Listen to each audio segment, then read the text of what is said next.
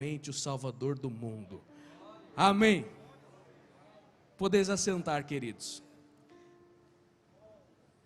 Fomos até o versículo 42, a leitura um pouco extensa, mas importante para você prestar atenção em todo o diálogo que Jesus teve com esta mulher. Uma mulher que estava nos seus afazeres, no seu dia a dia, no seu trabalho, e ao final de um diálogo com Jesus, torna-se uma missionária, alguém que tem e desempenha uma vida mais missional. E ela entende também, e os próprios samaritanos, seus vizinhos, seus familiares, testemunham a ela, que o trabalho dela era simplesmente apontar a Jesus, e a partir de então que eles têm um encontro com Jesus, não precisavam mais dela. Ela ia para outra tarefa, e eles agora aprenderiam diretamente do Mestre. É isso que nós temos que fazer, apontar a Jesus. É isso que o Senhor está nos chamando nesses dias, especialmente neste ano, do propósito de uma vida mais missional, mais do que temos feito, amar mais, se dedicar mais, sair da indiferença, é o que nós temos cantado todos os dias. Precisamos fazer muito mais. Esta mulher, abordada pelo próprio Jesus, Jesus queria transformá-la numa missionária, e o próprio Jesus dá início à abordagem. Talvez a abordagem de Jesus já começou na tua vida hoje, te chamando a fazer algo para Ele. Mas assim como a mulher, talvez você esteja apresentando alguns argumentos, algumas desculpas. Dá a entender que talvez ela não queria nem servir a água para Jesus, ou mesmo que fosse servi-lo, mas ela queria pontuar algumas questões que ela precisava, dar uma lição de moral a Jesus através da sua argumentação. E às vezes nós temos esse tipo de atitude, queremos que entre no nosso sistema, na nossa maneira de pensar e agir. Então, quando Jesus faz a pergunta, ela começa a apresentar as suas argumentações. E eu consegui definir aqui algumas argumentações que são similares ao que nós vivemos, talvez ao que você vive no seu dia a dia. Ou talvez você observa alguém agindo desta maneira para com Jesus, quando ele fala em um culto como esse, após uma palavra pastoral dessa, uma oração em que o Espírito Santo toca, e nós levantamos argumentos ou desculpas. A primeira argumentação que eu vejo nesta mulher, depois que Jesus pede a água para ela, chama a atenção para que ela desenvolvesse um trabalho, uma atitude, uma ação, saísse da sua preocupação com o dia a dia, com as coisas terrenas. A primeira desculpa que ela apresenta é uma espécie de religiosidade, ou talvez moralismo. Do versículo de número 9, ela disse: olha, como o Senhor, sendo judeu, está pedindo água para mim, que sou mulher samaritana? Ela está tentando corrigir a Jesus pela forma de abordá-la naquele momento. Ela está dizendo: Jesus, deveria ter falado comigo desta maneira para que eu pudesse servi-lo. Olha, nós fazemos isso. Se o Senhor não usar aquela pessoa ou não falar desta forma, eu não faço. Nós queremos colocar um padrão para o Senhor seguir. É claro que a mente desta mulher samaritana estava cheia dos costumes religiosos da época. Ela estava envolvida em uma cultura, e ela estava fazendo um julgamento para com o homem que falava com ela, baseado na sua aparência. Ela estava contrariando aquele personagem que estava falando com ela naquele momento. Cheia de conceitos. Nós temos muitos conceitos, e nós às vezes levantamos esses conceitos baseados na nossa própria razão, na nossa própria cultura, para contrariar o trabalhar do Senhor. Talvez ele não procedeu da maneira correta como ela esperava. Às vezes o Senhor trabalha diferente nas nossas vidas, não da maneira como nós estamos esperando e queremos que Ele haja. Ele era homem, era judeu, ela era mulher, era samaritana. Ela não pertencia ao mesmo grupo que Jesus, era de outro grupo, não se davam. Uma rixa antiga que vinha das famílias dos samaritanos para com as famílias dos judeus, a época que foram misturadas, miscigenados os povos. Os judeus voltaram do cativeiro e não valorizavam mais aquele povo, e isso se estendeu, e é esta rixa que ela está trazendo no coração, talvez uma amargura, uma contrariedade, uma raiva, um rancor. E a primeira argumentação então que ela levanta é moralismo, religiosidade. Jesus deveria agir desta forma. É mais ou menos a maneira com que os próprios fariseus, mestres da lei, escribas, fizeram com Jesus, quando ele andava pregando nestas terras, quando ele andava neste mundo, pregando a palavra e fazendo milagres. Eles queriam que ele se submetesse à sua maneira de agir, queriam que ele agisse conforme a expectativa deles, mas Jesus ia além, ele agia diferente. Ele contrariava esta religiosidade falsa, morta que eles estavam vivendo, porque ele queria trazê-los a uma espiritualidade, uma religiosidade verdadeira, sincera. Quando esta mulher levanta esta primeira barreira contra Jesus, mágoa, rancor talvez, Jesus responde. Olha a primeira resposta de Jesus, versículo 10.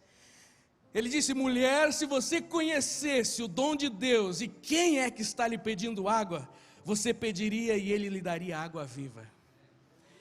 Ele disse: mulher, você não está entendendo.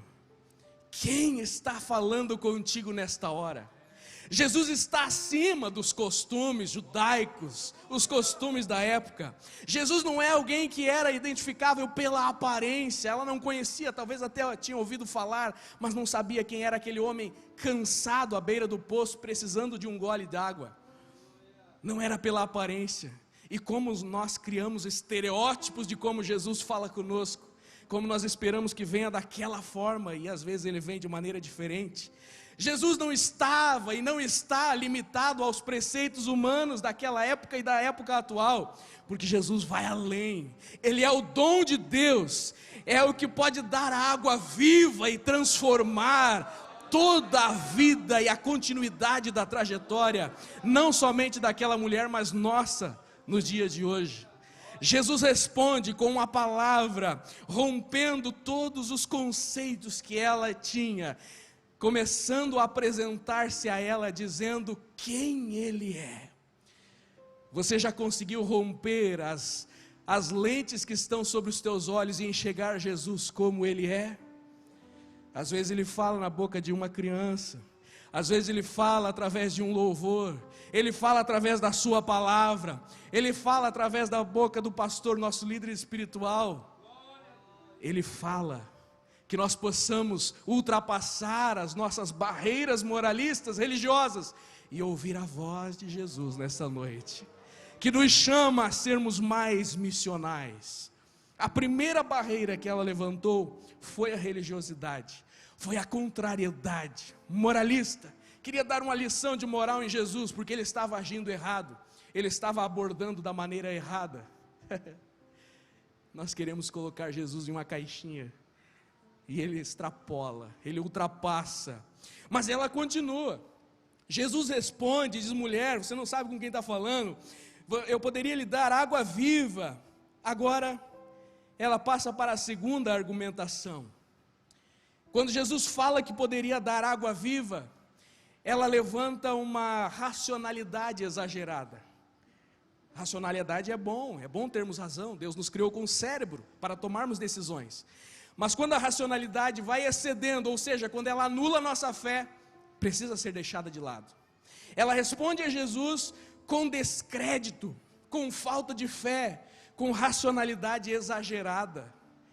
Nós somos seres racionais, mas quando entra no campo da fé, você precisa crer, você precisa entender os mistérios, os milagres. Então ela fala: quem és tu? Não tem balde, o poço é fundo, como vai tirar água? O Senhor é maior do que José, o nosso pai, o patriarca, Jacó, o patriarca.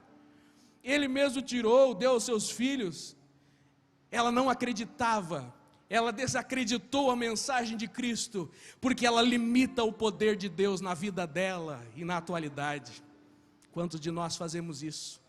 Não damos crédito à mensagem que é pregada, não damos crédito à oração que é pedida para nós fazermos lá fora, lá no trabalho, não damos crédito, limitamos o poder de Deus. Na verdade ela não o conhecia ainda, não o conhecia de verdade. Nós desacreditamos porque não conhecemos a verdade que liberta e transforma. Desacreditamos porque limitamos o tamanho de Deus. Colocamos Ele na nossa limitação humana, na nossa razão humana que tem limites. Ela desacreditou, ela demonstrou falta de fé, ela usou da sua razão. Ela não acreditava em Cristo porque estava preso ao que o coração considerava grande para ela, que eram os limites culturais do seu povo.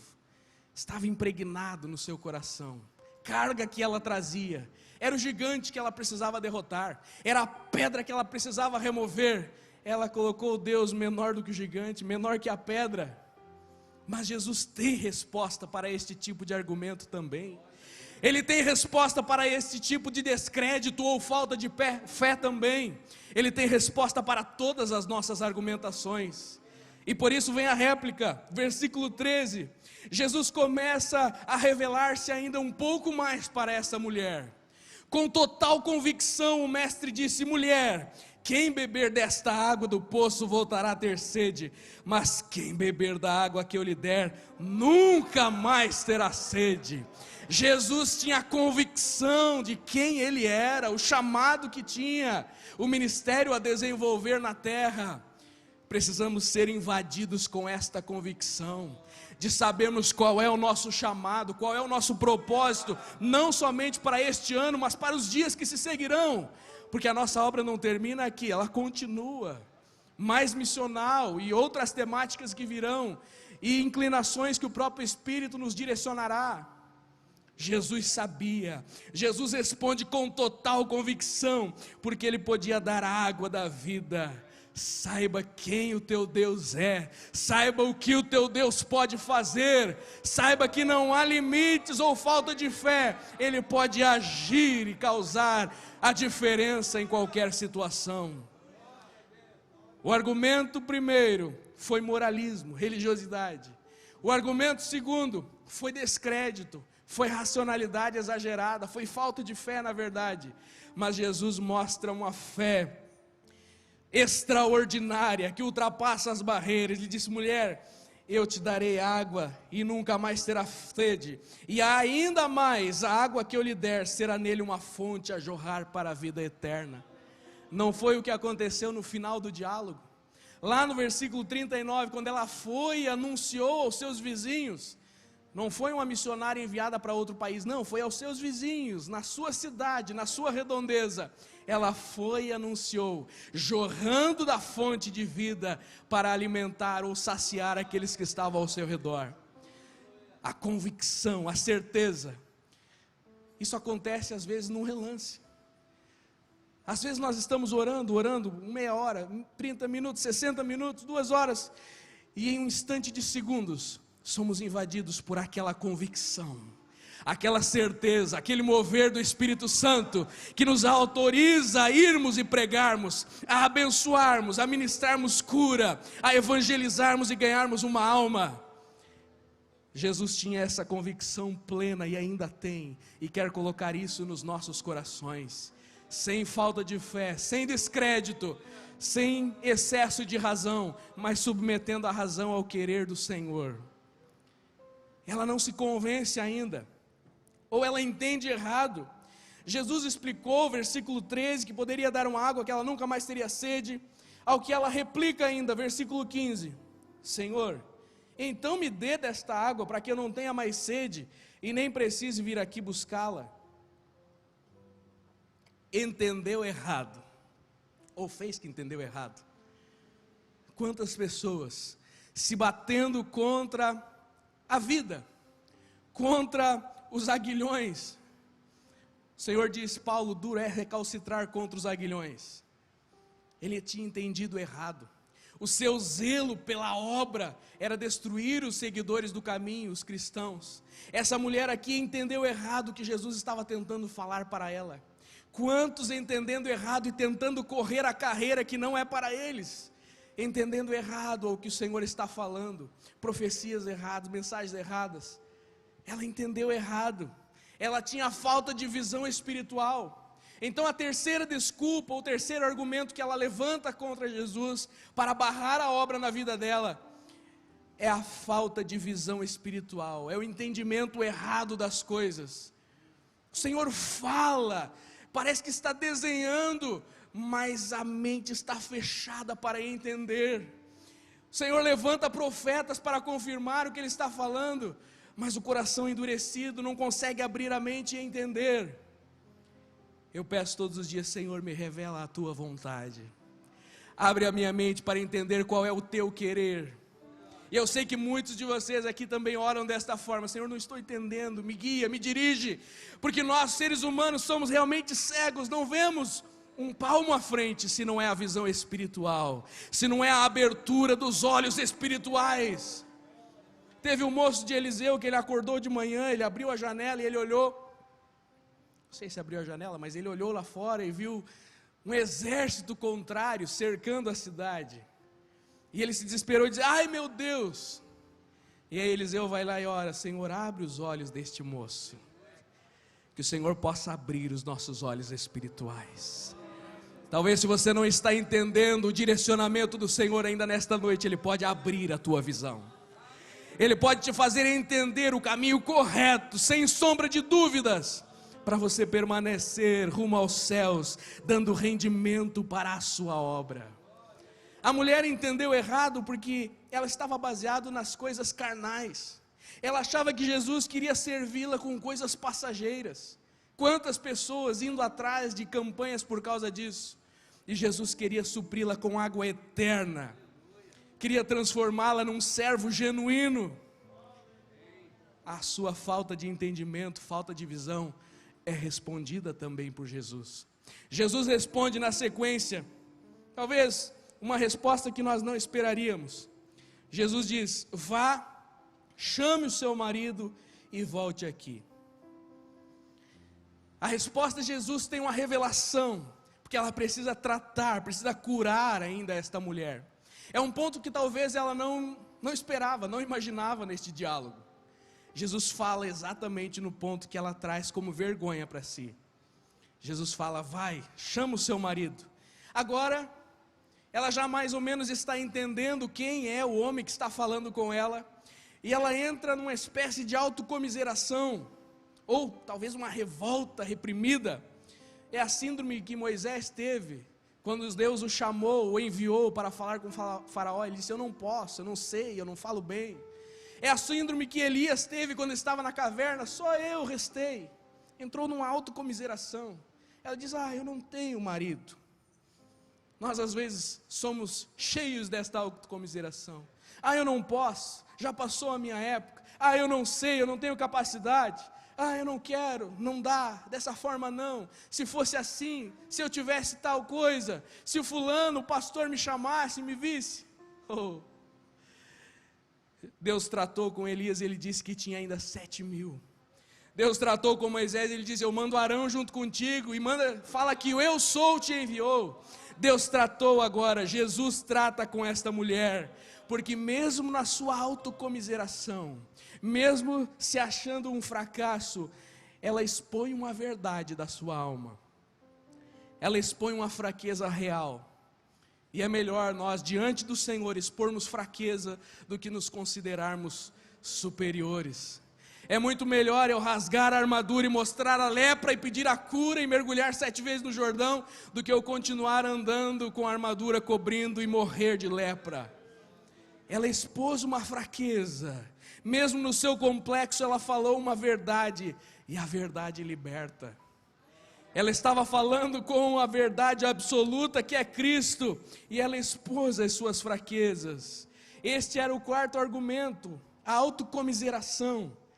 Mas Jesus queria tratar isso também. Ele queria que ela saísse da autocomiseração limitante, entrasse numa humilhação verdadeira, para se tornar um crente que depende do Senhor. Não é pecado você achar que não pode, contanto que dependa do Senhor. Mas é errado você achar que não pode travar a obra, não fazer o que Deus manda, não ir às nações como Ele envia. Autocomiseração: sou tímido, não sei falar, não tenho condições, não tenho marido. Na cultura da época isso era realmente um problema, mas Jesus não estava ligando para essas questões. Jesus responde para essa mulher, versículo 17: você tem razão, mulher, quando diz que não tem marido. Você já teve 5 e esse que tem agora não é teu. O que você disse é realmente uma verdade. Jesus mostra agora o dom de revelação, sabendo o que ela havia passado. Jesus quer tratar. Talvez você esconda, nós escondamos de todo o mundo, mas Ele sabe o que se passa lá no íntimo.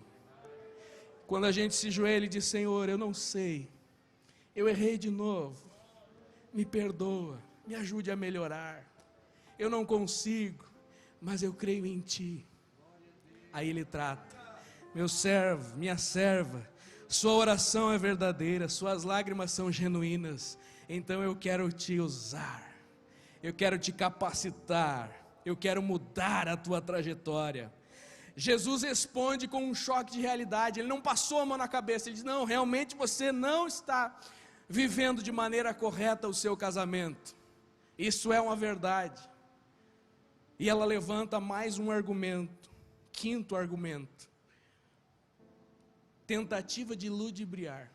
Quando ela entendeu que estava falando com alguém que tinha dons proféticos, digamos assim, ela tenta ludibriar, tenta argumentar teologicamente, tenta desviar o foco para esconder aquilo que ela tinha vergonha, para que não fosse curada, não fosse sarada. Olha o que ela tira da cartola, ou da manga. Ela diz assim: agora eu sei que o Senhor é um profeta. Um falso elogio. Nossos pais adoravam neste monte, Gerizim, mas vocês dizem que em Jerusalém é o lugar onde devem adorar. Vou desviar o foco. Quando o pastor fala naquele assunto, vou usar outra artimanha. Quando o profeta vem para o meu lado, vou desviar. Quando a palavra pega, não tem como desviar, porque o Espírito vai, ele insiste, ele aprofunda, ele penetra, e a consciência trabalha em conjunto. Ela tentou desviar o assunto, ela tentou trazer argumentação teológica. Jesus destrói todos esses argumentos de novo. Jesus traz agora para o evangelho genuíno. Ele diz: mulher, vem a hora em que não vai ser neste monte, não vai ser em Jerusalém, vocês adoram aquilo que não conhecem, nós judeus adoramos o que sabemos. Versículo 23, a hora vem e já chegou em que os verdadeiros adoradores adorarão ao Pai em espírito e em verdade. Não é o lugar, não é a maneira, não é os preceitos humanos, é a espiritualidade genuína e verdadeira, adorar em espírito e em verdade. Quanta gente perdendo tempo em argumentações teológicas, enquanto Deus queria usar ele para ganhar almas, para discipular alguém, para ser mais consagrado e mais usado nos dons. Desvio de foco, desvio de finalidade. Ela levanta este argumento, mas Jesus derruba mais uma vez. É necessário que os seus adoradores o adorem em espírito e em verdade. Como está a sua adoração hoje?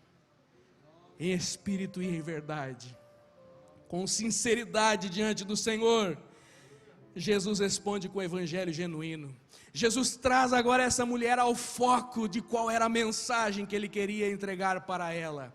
Ele começou chamando ela para o serviço, mas na verdade ele queria purificar ela, queria transformar a vida dela e transformá-la numa grande ganhadora de almas. Ela ainda não se convence. Finalizando a última argumentação, ela responde: eu sei que virá o Messias chamado Cristo. Quando ele vier, nos anunciará todas as coisas. Eu acho que esse é um dos grandes problemas que nós temos hoje. É a procrastinação, distanciamento temporal. Não, Jesus vai vir, mas vai demorar. O Messias virá, mas quando ele vier, ele vai anunciar. O pastor está convocando a ser mais missional, mas vai demorar ainda. Deixa eu crescer, deixa eu fazer faculdade, deixa eu comprar o carro que eu preciso, deixa eu estruturar a minha casa, deixa. Vai acontecer lá para frente. Procrastinando a vontade do Senhor. Será que nós não sabemos que é urgente? Será que não sabemos que o tempo que nós temos é tão pequeno, que o Senhor prestes está a vir arrebatar a sua igreja, e Ele nos deu este pequeno espaço de tempo para fazermos a sua obra? Ela disse: quando vir o Messias, Ele virá. Ela jogou para frente, ela procrastinou. É típico dos nossos cristãos modernos, da nossa maneira de servir a Deus. Temos tantas outras prioridades, e o Espírito Santo nos chama para orar. Preciso responder o WhatsApp primeiro. O Espírito Santo nos chama para meditar na palavra. Precisamos fazer alguma coisa primeiro. Sempre temos outra prioridade. Sempre colocamos alguém no lugar de Deus na nossa vida, e colocamos o Senhor em segundo, terceiro, quarto lugar. E aí Jesus responde. É a primeira revelação tão clara de quem Ele era nos evangelhos. Jesus responde com uma mensagem que eu creio que essa mulher ficou boquiaberta. Ela teve uma experiência extraordinária. Jesus diz no versículo 26: eu sou o Messias, eu que estou falando com você. Talvez durante todo este culto a mensagem já falou, a oração já falou, os testemunhos, e agora Jesus precisa dizer: é eu que estou falando com você, é eu que estou te chamando a um compromisso genuíno, é eu que estou te chamando a ser mais missional neste tempo que ainda te resta de vida. Jesus agora se apresenta a verdade completa e a verdade liberta. Talvez as escamas, os óculos que ela usava saíram tudo. Agora ela consegue ver de verdade. Agora ela fica boquiaberta. Agora ela está já transformada num grande missionário, numa serva de Deus autêntica que vai espalhar a mensagem do Evangelho. É o momento da epifania que o Senhor abre os olhos. O Senhor abriu os olhos do moço quando Eliseu orou. O Senhor abriu os olhos de Davi quando Natã colocou o dedo no seu nariz. O Senhor abriu os olhos de tantos personagens bíblicos, assim como Ele abriu o meu e o teu. Que às vezes, o meu caso, mesmo nascendo e vivendo na igreja, Ele abriu os meus olhos que eu precisava me entregar de verdade. Pessoas que às vezes estão vivendo a vida da maneira com que acham certo, mas quando eles abrem a mente, quando a verdade os liberta, eles enxergam que estão indo para o inferno. A verdade liberta, a verdade transforma. Quando o Senhor traz esta revelação, esta mulher não tem mais escapatória. E eu quero te convidar a ficar em pé nesta hora. Quando nós entendemos o Evangelho genuíno, não tem mais como fugir. Você não vai ficar em paz, não vai ficar parado. O Espírito Santo te impulsiona a falar do amor de Cristo. O Espírito Santo te impulsiona, Ele não te deixa ficar tranquilo, porque precisa fazer mais. Precisa falar do amor de Deus a alguém. Precisa ser usado para abençoar alguém. O resultado deste diálogo é uma mulher com uma vida mais missional. É uma mulher que ganha a sua cidade, a sua redondeza para Cristo. Ela não era responsável por todo o futuro daquele povo, mas ela apontou a Jesus. João Batista também entendeu esta verdade. João 1,6. Não era ele a luz, mas ele apontava para a luz verdadeira. Basta que você se comprometa a fazer isso. Que você possa apontar nas suas palavras, no seu testemunho, na sua maneira de lidar nos negócios, na maneira de contratar o cônjuge, os filhos, apontar a Jesus genuíno, e Ele se encarrega do resto. O resultado foi uma vida mais missional, e eu quero convidar você a fazer um propósito, de a partir de hoje viver de maneira mais missional. Tem argumentos? Caia, quebra por terra. Ah, não posso, não sei. Ah, não foi chamado da maneira correta. Ah, isso vai ficar para depois. Não, é urgente, é hoje. Quebre todos os argumentos. Essa mulher levantou pelo menos 6 argumentos, e o Senhor foi destruindo, derrubando, porque Ele queria usá-la. O Senhor quer nos usar neste último tempo. Não é à toa que Ele está concedendo visões, sonhos, que Ele está impulsionando o ministério, a oração e aos propósitos. É porque Ele deseja nos usar. Se antes ela queria se esconder do povo, indo buscar água num horário impropício, meio-dia, o sol mais forte. Agora ela não está nem aí. Ela deixa o cântaro para Jesus beber e ela corre para a cidade gritando e anunciando que tinha encontrado o Cristo. Você não vai mais ter vergonha e medo. Você vai ter coragem para anunciar, porque você descobriu a verdade verdadeira. Você descobriu a inteireza do Evangelho. Ele tem as respostas corretas para qualquer tipo de questionamento que nós possamos levantar. Mesmo que nós enchamos de desculpas, Ele vai ultrapassando para visitar o nosso coração. É noite de nós deixarmos as desculpas de lado e aceitarmos o chamado. Aceitarmos o chamado que pulsa nos corações. Darmos ouvido à voz do Espírito, que entre todos os barulhos está insistindo, está batendo no coração e na mente. Ele quer te usar, Ele quer te capacitar, Ele quer ouvir as tuas orações, Ele quer ter tempo mais devocional contigo. O Senhor chama. Precisamos abandonar os cântaros e ir anunciar a Cristo. Eu te convido a fazer este renovo de propósito. Se alguém desejar vir à frente, nós vamos orar juntos.